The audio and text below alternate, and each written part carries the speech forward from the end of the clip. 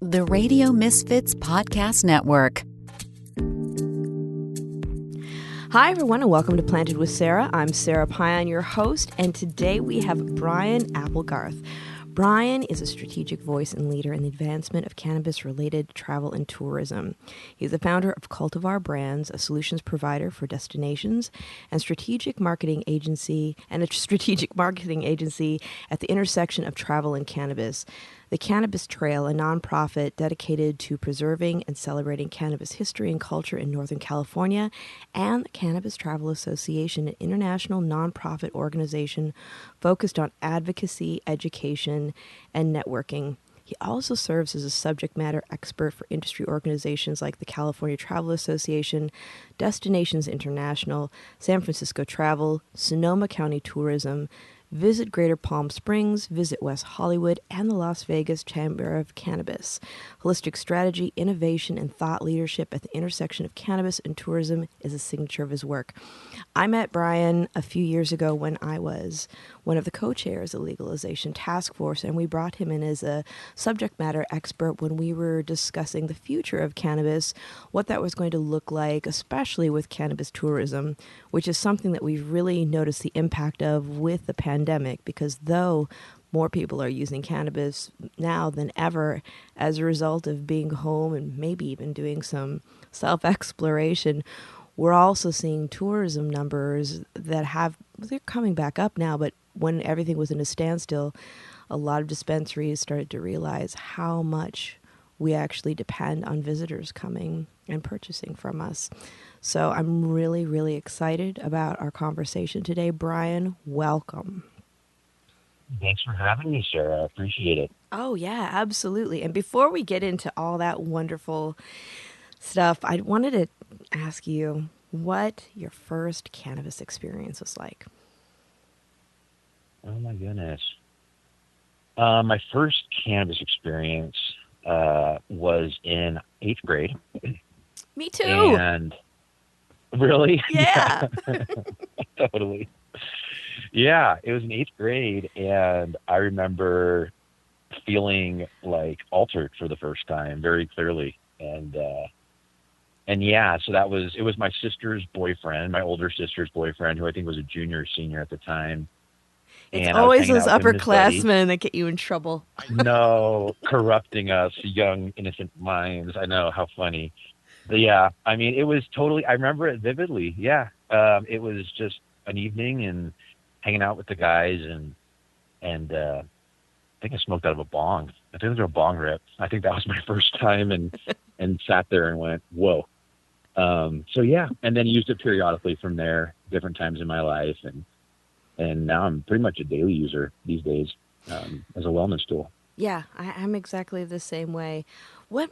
Now, there's a huge difference between appreciating it and being immersed in it 24/7 like we are. What made you do the leap? I truly believe that hemp and cannabis can make the world better. Not to go there so quick, but it's true. I think that hemp and cannabis are emerging now for a reason. And the more that I learned about cannabis and hemp, the more I really understood the importance of this being educated about and being relatable and shining a light on the history and culture of it prior to Prohibition. So I think kind of my purpose through all my work, the through line, is that I believe that hemp and cannabis can make the world more sustainable, kinder, more compassionate, whether that comes in the form of hemp packaging or whether that comes in the form of a dab or a CBD massage. I think that across the board, it imparts good to the world.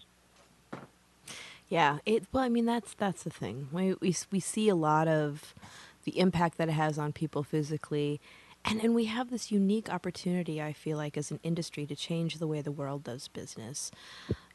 Having more compassion, thinking more about the community, giving back, creating sustainable careers for people. I mean, I remember having conversations with City College saying, hey, for the first time in some, somebody might, not the first time, but more people than ever before are probably going to be interested in supply chain management. Yeah. Like things we never Yeah. thought about that would be attractive to us. Once you like get engaged with, working with cannabis, like the opportunities that there are for viable jobs that people can really go deep with and be passionate about. Yeah. No, I totally agree. And I think the actual opportunities are just as rich and wide Yeah. as the plant itself and as inclusive as the plant itself. Um, so, yeah, we see that across the travel. So some of the work I did recently in the last couple of years was a national study on the cannabis motivated travel audience. Uh-huh. And again, not surprisingly, there's multiple audience profiles, from the kind of curious who's never used it to the connoisseur who's going to be very excited as the Appalachians roll out, Yeah. and which cultivars grow great in which microclimates. And then there's all sorts of travelers in between, like the yogis and the wellness travelers. And so it's a very inclusive plant. It's evolved, and I think that kind of reflects on every front where you find it. Yeah. And I think when we first spoke, well, some of the big things that we were talking about were like farm tours and, people coming to cities to check out dispensaries, but it's become so much more than that. Like I noticed, we were talking before we started recording, and I was saying I was heading over to Arizona, and Phoenix has a hotel that's going to be catering, part of their hotel will be catering to people who are using cannabis. Yeah, the Clarendon. Yep, absolutely.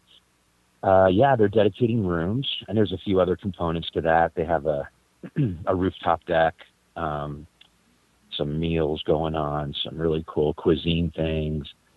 And yeah, and they've identified and they recognize the cannabis travel audience that research has identified, which is a high value traveler. These are people that like to travel, and they also double as wine enthusiasts and foodies, and they enjoy exploration and setting, right? Not that surprising.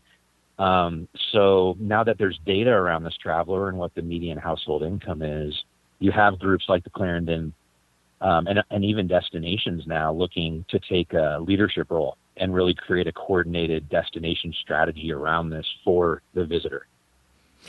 I find that really exciting because, I think the more that we engage people and the more we start looking, like when we first, for the longest time, there was a certain stereotype of people who used cannabis. And that's not knocking stoner culture, because it's a very rich thing, and we all need to enjoy it in the ways that we do. But there is also something around the stigma around that culture that has made our policymakers think that it's not as important to serve the needs of people who use cannabis, which is why we've seen some pretty backwards policy around cannabis. And I feel like with the advent of more tourism and really seeing that data and seeing people getting more engaged, like my company is working with Philip Wolf and the Claremont to do a couple dinners this fall. And one of the things that I see is that, when people come and they're frustrated about policy, one of the biggest things I've been trying to push in recent years is, hey, it's time to let our policymakers know that, we have jobs, we pay taxes, we are, members of society that get things done, we use cannabis, and we vote. And I feel like with how tourism is getting more sophisticated and these larger companies are starting to identify, this culture as a resource in a way of like deepening, their hospitality industry, that we may be more visible to the powers that be, and they may start to realize that their jobs are on the line if they don't start creating better policy. Yeah. Yeah. I mean, and really, yeah, I know I hear every word.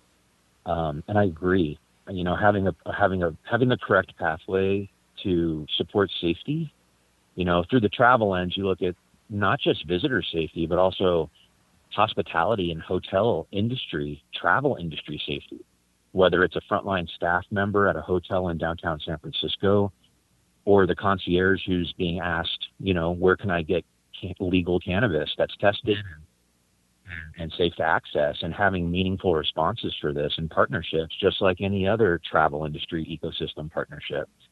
And part of that policy is safe places to consume and experience and purchase cannabis. And if we're going to do this the right way, it's taking it a step further and making it experiential as well as educational, and making sure that we keep the culture and the history alive so we can learn about what essential means and what compassionate cannabis was and all the amazing milestones that it took, from the advocates and activists to the patients and the queer community, and just elevating all these amazing stories that are part of the quilt of the cannabis history of California. And each region kind of has their own, because cannabis has, spread across the world. So there's a lot of amazing history and culture to kind of bake into the visitor experience in a smart way, where it really makes it compelling and the best version that it could be. And I do believe that there is a responsibility of the travel industry and any cannabis and consumption lounges and retailers and tour companies that cater to this demographic, to do it justice and to be responsible and to create a great experience. So people, when they head back home from their trip to San Francisco, they talk about what an amazing experience it was and how much they learned, and not have the story about how they had to cancel their dinner plans because they took too much. Yeah. So we want people to have a good experience. Yeah. Yeah, it's really important. I mean, that's, so many times, like in the past, especially in 215 days, we talked about safe access as being, safe places to consume, product at a reasonable price so that people didn't have to get themselves in dangerous situations to get what they needed. But it is also about education. And that's one of the things that, like, I feel like we need to have more conversations about. I'm really glad that there are more professionals out there that are able to have the conversations with people about where to start out with dosage or what to do if you've taken more than you need. And when you're mentioning the concierges, that was one of the things that with Task Force that I was thinking about, because we used to have a concierge that would come into Apothecarium all the time, and she would say, people always, you want something, especially if you want something that you're a little nervous about asking about, who do you ask? The concierge. The keeper of secrets. But, really utilizing them as a tool to keep people safe, I think is a great idea. And also just to, keep people in the know as to what's going on. One of the things that I really wanted to do on a city level was have emergency responders be better versed in what to do when somebody takes too much. And I had mentioned having, CBD on hand, like in a tincture format, or even like inhalable vape pens. And we had somebody from SFPD, was one of the seats on the task force, and he was like, "You mean like when people overdose on opiates and you get the needle?" I'm like, "No, man." It's nothing that dramatic. It's a sublingual preparation that you can keep in your medicine kit. That's all you need. So, I mean, that's a thing. Like I think as we start to see more of this, people will start to understand like how it's not as threatening as people who are not in the know around cannabis use, might be afraid it is. Like, I used to throw large cannabis events back in the day, and every time that I would rent a new venue, they would always be extraordinarily nervous. And then after it was done, they're like, "You can come back anytime. My bathroom wasn't trashed. No one threw up. Nothing got broken. Everybody was really chill." Yeah. Yeah, it usually leads to deep discussion or enjoying eating and drinking. That's or artwork, right? It's like a sensory enhancement tool, which is kind of how we couch it. When I work with destinations, especially for the THC-rich experience, often we look at how it pairs with set and setting and what kind of cultivar you're taking or product. So, and actually at the Emerald Cup a few years ago, prior to COVID, I went around and did some kind of on the fly interviews with the security that was there. And I mean, I put I think I have 3 that I kind of stitched together and put online, but all of them are just like, same thing that you just said. It was the most mellow, kind of easygoing, much less riffraff and less problems than really alcohol heavy environments. Yeah. And that was just organic testimonials from people who weren't even attending, who were there running security, and they were bored sitting in the corner, like watching people, and there was nothing to do. Yeah. So, That's it. It's so funny because when I think about like I worked in corporate and then I worked in nonprofit, but of course in corporate it's like you have those huge holiday parties where there's always some mishap where somebody doesn't behave. You don't yeah, you don't get that at the company parties in cannabis. yeah, It just doesn't happen because most of us, would rather smoke than drink, and if you do drink, it's within reason. And that's actually, do you what are you thinking as far as like, I mean, so there's cannabis, and then when we're in California, we have wine and cannabis, and that's, I think it's in some ways it's a really nice combo, and in other ways, like especially for people who are new to cannabis, when I used to work in the store, people would come in and say, "Oh, I'm on my way up to Napa, and I want to pick up, some weed," and I would say, that's great. And I talked to them and I'd ask them about, their experience and everything. And sometimes they were very experienced. So I was like, oh, we don't need to have any conversations. They know what they're doing. But other times there was like people who were like bright and happy and shiny and we're in California and let's just do everything. And I'd be like, well, let me give you a little bit of advice. Have fun. You don't mix your weed and your wine if you're not experienced with cannabis, because that's not going to be fun for you. Do it separately so you can enjoy it. Or if you insist upon doing them at the same time, use your cannabis first. Get a feel for the effects that you're having and then proceed. Because there's nothing, I mean, you only have to do it once, right? yeah, yeah. No, well, I'm in full agreement with you on the last part of that. Like, I think that cannabis and alcohol, as long as cannabis is used first, it's just like liquor before beer and the clear, beer before liquor, never been sicker. Mm-hmm. Cannabis has the same principles, I think, across the board with alcohol, be it wine, spirits, or craft beer. If you use cannabis first, I believe that it could even help mitigate the drinking. And perhaps it could even enhance the experience because the flavors and texture and tannins and mouthfeel, if you have the right dose, it's going to amplify those senses and bring out the characteristics of a wine tasting in a deeper way. So when I hear battles between the wine industry and cannabis industry, I feel like it's very short-sighted. I think that there's opportunity to innovate and really own a special discussion around how cannabis can enhance anything, whether it's food or wine, because it enhances the palate and it stimulates the appetite, right? That's so true. And I always find it really funny too, because we have friends that are grape growers and winemakers, and most of our friends that have been growing grapes for decades have also always grown weed for themselves. Mm-hmm. Yeah. It's kind of symbiotic. I mean, that's part of it too. Yeah, it is. And like, because I live in Sonoma County and I hear about some of these battles and these fear-based perceptions.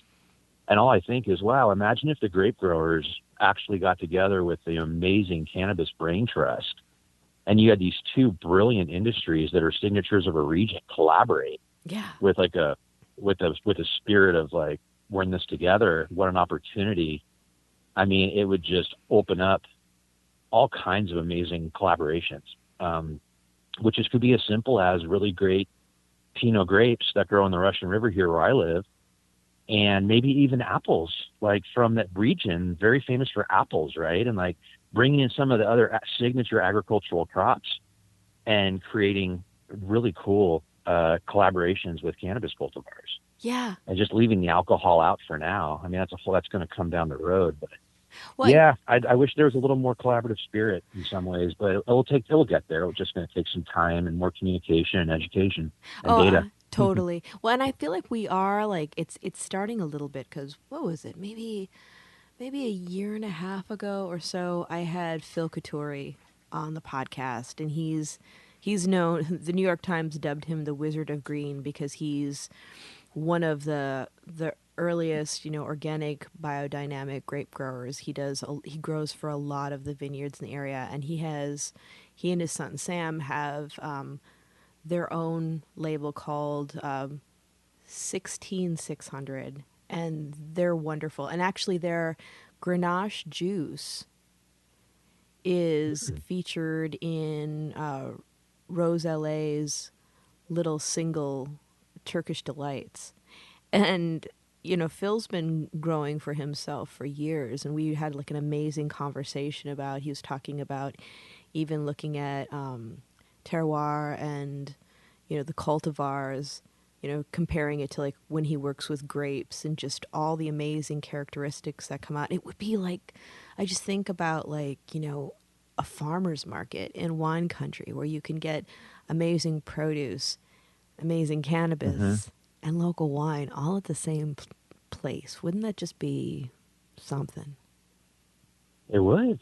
Yeah. I mean, yeah, I fully believe it will get there. It needs to get there. It needs to get to that place. Cause all of them coexisting, food, wine, cannabis, craft beer. Yeah. It elevates the local region, which is inherently connected to travel and having a wonderful visitor experience offering that is authentic, and separating those out, does a disservice to a degree.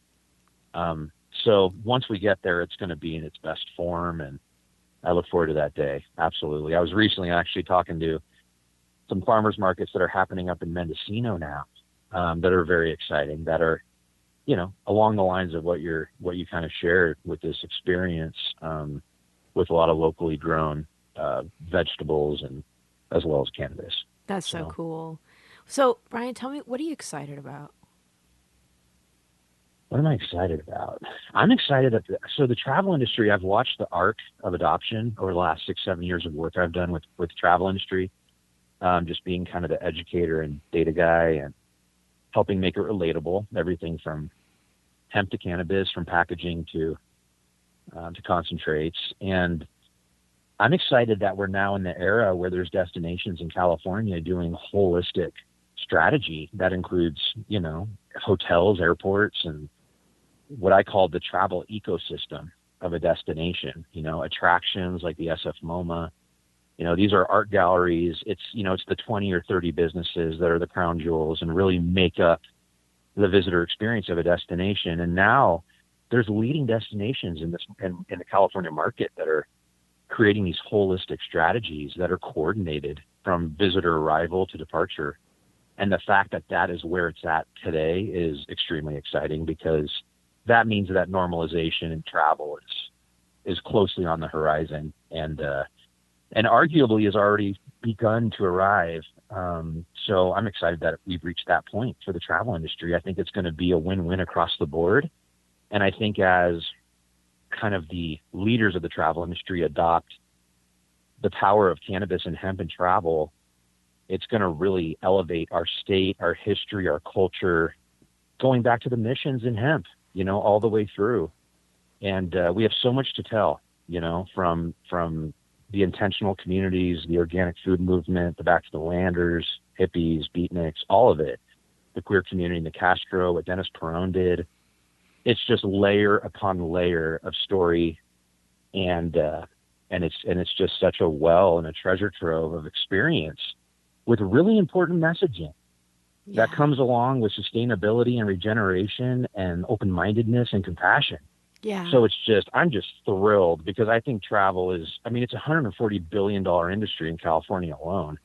So aside from the economics, it's a platform to educate. Mm-hmm. And now that it's getting adopted at those levels, it's going to be able to serve a higher and more coordinated purpose than it has thus far. So I'm excited about that. That's awesome. I was just, when you were mentioning the Castro, that's the one thing for me, like with, I was in San Francisco for 23 years before I moved over to Oakland.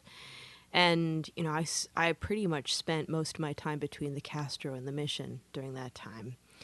And one of the things that, I've always felt, and I realized that I was living in my little bubble, was because a lot of people don't think about it unless they're immersed in it. But really, like, when we're looking at the story of cannabis and the history of cannabis, not forgetting the fact, sometimes people look at me funny. They're like, what do you mean? I'm like, but cannabis is inherently queer. I mean, we are looking at something that helped people through, the AIDS epidemic. I have so many friends who lost friends through that. And, they talk about different ways that they would have to get cannabis for loved ones to help them eat and feel better. And I know for myself as a cancer survivor, that was a huge part of my survival as well.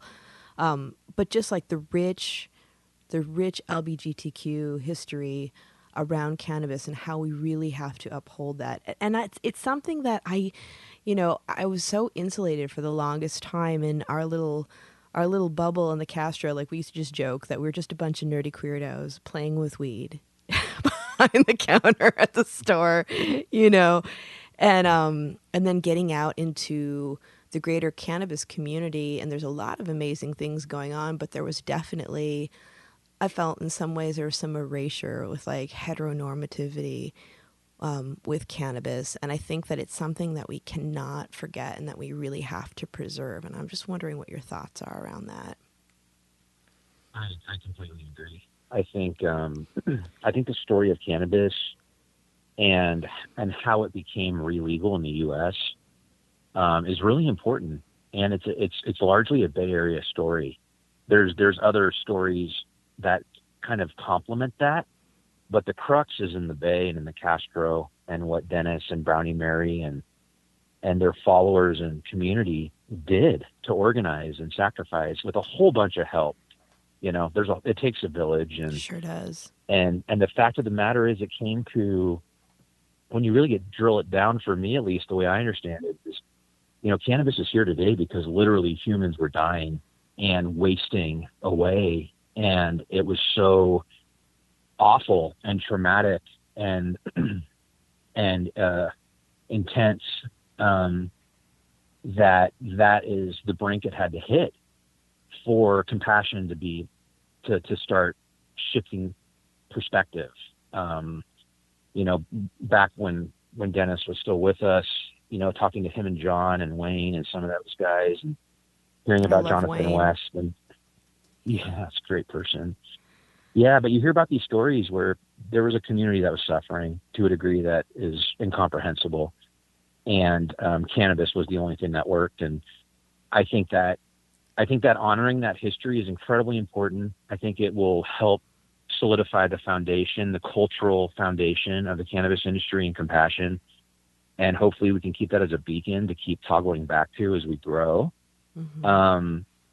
And that's part of the work I do. And there's others that do the same, to really try to keep these stories at the forefront and be training the new bud tenders and the new people that are entering the industry to understand why this privilege exists, to even be here, to be part of this legal industry, and what that took, not just the sacrifice and the pain, the sacrifice of advocates and activists, as well as the suffering of patients and people that were grasping for a way to live and a way to eat and a way to relieve pain and suffering. And it is a queer story, and the queer community has been marginalized for a long time. And it's really interesting that, Dennis and other members of the queer community led this in some ways with their community. They were community organizers around this. I think it's an opportunity to honor that legacy as well of marginalized communities coming together and having a collective voice around something that mattered.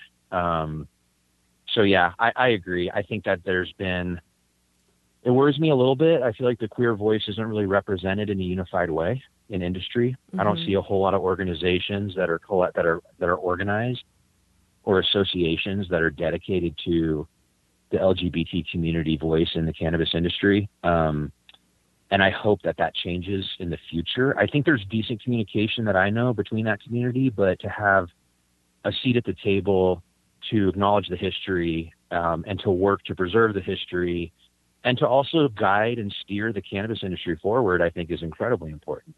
And there are a lot of queer people in the industry, be it from the LGBT community or people that are just queer, right, which is an ever-growing definition. It's wonderful. Yeah, it's so true. And I think, too, it's nice, it's good, and it's essential for people to have people from the LBGTQ community. Sorry, I haven't had too much of my coffee today. To have somebody to see as a mentor and to be inspiring. Like my colleague Emerson Palmer, I had him on the podcast last year. No, it was in 2019. Gosh, with this pandemic, all the months just kind of go into one another.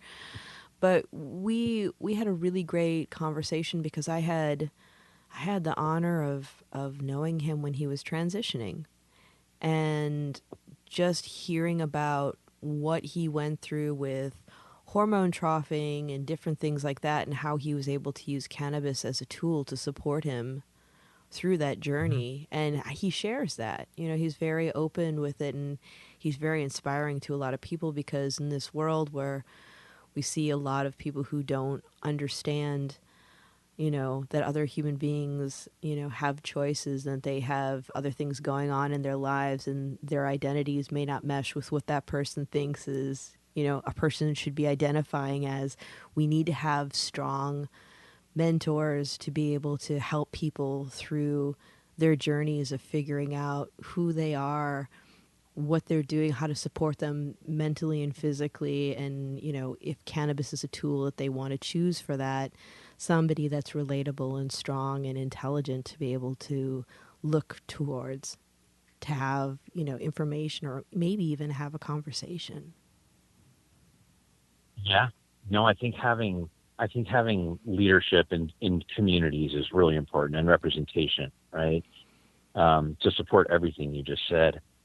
And in addition to that, I think it's important to have very smart and robust educational campaigns about how cannabis helps with the more difficult parts of life, or if you're stuck in a loop, it really can help you change your relationship, whether it's chronic pain or whether it's suffering around being closeted or going through a transition, or maybe you're trying to overcome something that happened in your youth.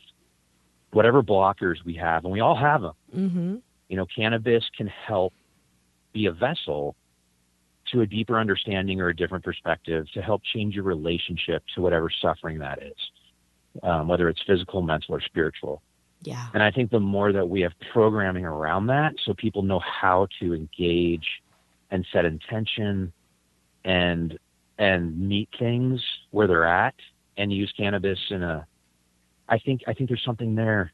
And I think it's really important to make that known, in addition to having these leaders that are kind of evangelists that have been through it and have experienced the power that cannabis can bring to help shift that perspective. So right. And yeah, I agree with you. Could be in a retreat, and hey, people will travel to go to retreats like that to get the support and the education that they need, and the inspiration. I think that tourism is it's a very inspiring thing. It helps us look within to figure out who we are by looking outward and getting to meet other people and places and broaden our outlook, which only gives us greater compassion for the world around us. I agree. And it's linked directly to connectivity. You feel connected because when you travel, you're picking up experiences, right? Emotions, data, smells, feel, what you see. And these experiences shift you. They become part of you, and it's part of life experience. And I think cannabis can serve as a connector in that way as well. Yeah. Much like it can change your relationship or help shift your perspective or unlock something that you weren't understanding about a situation you're in. It has the ability to facilitate connection. And just the direct line to what I just said is the connection to yourself. So you could really do some self-work and kind of find your voice and do some fine tuning there and some deep thinking for yourself to problem solve. But it also connects us to each other. And it also connects us to nature and the earth. And I think that it helps magnify connectivity.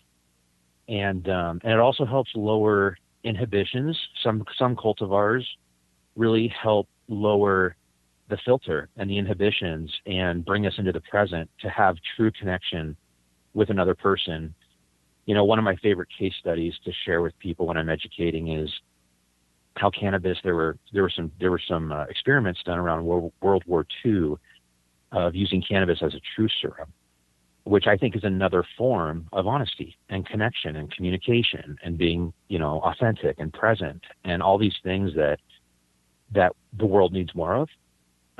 So if, tying this back into travel, I would love to see retreats, to your point. I'd love to see programming that fosters all these principles, so we can all feel a little bit more empathetic and compassionate and connected. Yeah, I agree. What are some of for people who are looking for maybe, destinations, places to stay, or if they're interested in tours or things that, if they want to get out and about and get immersed, what are some of your favorites that people should check out? I mean, right now my two favorite counties to travel to for cannabis experiences are Mendocino and Humboldt. Oh, totally. Just because it's so entrenched, and I'm also a total nature guy. So, up there, time is more fluid. They're what I call places of source, not just for plant cultivation and like craft and curing and harvesting and all the amazing agricultural elements, but the culture. It's kind of a place of source for culture because that culture has co-evolved with this plant pretty closely over the last 50 years. And you can feel it up there, that it's intertwined. So I enjoy it because of the stunning beauty, but I love the people. I like the culture. It reminds me of traveling. It feels like an expat community. Lots of freedom and creativity and art and quirkiness. And I really enjoy, as a traveler, I really enjoy that. Greater Palm Springs region, West Hollywood, San Francisco, Oakland, Berkeley, are all destinations that have some amazing things cooking. And when COVID lifts, it's going to be a whole new ballgame. When COVID lifts, we're going to have cannabis lounges, and really cool ones that are like not just cannabis, but also art and performance, or not just cannabis, but also discussions around intimacy and sexuality. Not just cannabis, but cannabis and cuisine. In West Hollywood, there's 2 or 3 lounges that are very much about cannabis as a nutrition and cuisine, and of course wellness. Wellness is going to be the heart of the cannabis. If there's going to be a top kind of hierarchy of how cannabis really manifests, it's going to be deeply entrenched in wellness and well-being, and it's going to be physical and mental health, but spiritual health, I think, is going to get a whole new boost, and people are craving it. Yeah. So I think it's going to really shine a light on that. Yeah. That's awesome. And if people want to get a hold of you, follow you on social media, how would they do that? So my I have a few things I do. So there's 3 websites. There's the Cannabis Travel Association.org, which is it's a member-based association. That's the united voice of cannabis travel. It's international. And then there's the CannabisTrail.org, and that's a nonprofit, and it's a 9-county legacy trail that honors the pioneers and the historical moments of the cannabis movement from Santa Cruz up to Trinity and the Emerald Triangle. And then Cultivar Brands that you mentioned in the intro, that is essentially my consultancy, marketing and destination solutions company. So I work with destinations like Palm Springs and West Hollywood and Mendocino to do that strategy, that coordinated strategy of really helping find the connective tissue and bridging the gap between cannabis and travel and making it a normalized and safe and culturally rich visitor experience, maybe even a little transformative. So, thank you so much. Yeah, and I'll just give my Instagram. So my Instagram is Brian with an I, and then C as in cat, and then Applegarth, Garth, and or you can email me at brianapplegarth.com. Awesome. And for those of you out there who want to follow Planted, we are on Instagram, Twitter, and Facebook. Our website is www.plantedwithsara.com. It's Planted with Sara on Twitter. and on Instagram, and it's Planted with Sara Pion on Facebook. Brian, thank you so much for being on the show today. Your voice is so important with the normalization and safe access, and I just really love the work that you're doing, and I know you've been at it for a really long time, and I know that I'm not alone when I say that, you're just so well regarded and such a gift to this industry. So I just to be able to reconnect with you and have some time to chat about this. We have so many more conversations to have, of course. And as Yeah. this starts to develop even more, and when we get out of the pandemic, we should really regroup and talk about the state of the nation and cannabis tourism again. Anytime. And thank you, Sarah, for your work. I lived in the city and became aware of what you've done and who you've been in the space. And it's been amazing to watch everything you've created and the role you've played. So thanks for having me on, and I look forward to our next chat. Thank you. And for all of you out there, remember, Planted is twice a month. So stay tuned for our next episode. And until we meet again, it's a crazy world out there. Be kind to one another. It makes the world a much better place. Stay safe, stay curious, and we'll see you next time.